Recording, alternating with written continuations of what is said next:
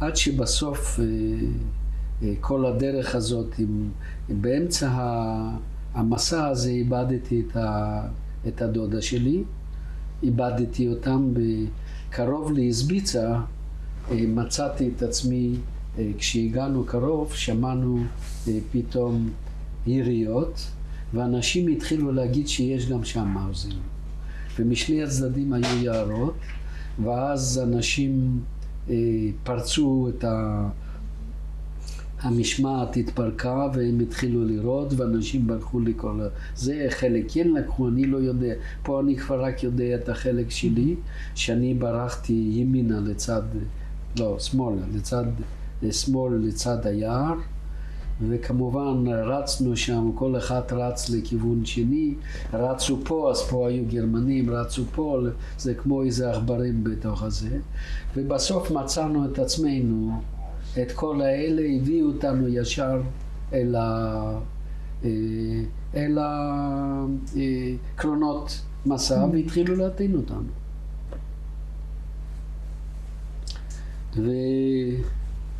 וכמו שהטעינו אותנו לתוך כל הקרונות, גם אותי, ואז הפעם היות ושהייתי קטן, אז כל הזמן לחצו אותנו, ואני בכל כוחות, באצבעות ובשיניים, משכתי את עצמי ותפסתי ביד האלה רק בשביל למשוך אוויר. וככה נלחמתי על הזה בשביל להחזיק את הראש למעלה. וגם כן לכיוון, משהו יותר לכיוון, היה שם איזה פתח כמו שאתם רגילים לראות, שפתח קטן של זה, וכולם נדחפו שם. אבל אני בכוחות, לא יודע אפילו זה, נדחפתי שם לכיוון הפתח. וכל הזמן נלחמתי בשביל זה, וכנראה שלאט לאט איבדתי את הכוחות, וכבר לא הרגשתי זה, ועד שפתאום, והתחלנו לנסוע, סגרו את הזה, התחלנו לנסוע.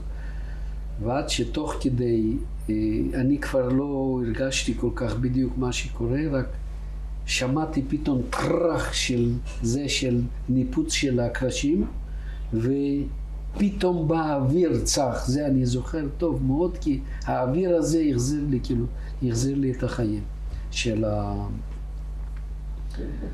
ואחרי זה שמעתי יריות, צעקות, ומצאתי את עצמי בשדה לא רחוק מפסי הרכבת. כנראה שאני קיבלתי שם מכה או משהו, אולי התעלפתי. בכל אופן התעוררתי, אני לא יודע אפילו כמה זמן שזה היה, או שזה היה שעה, או שהיה כמה שעות.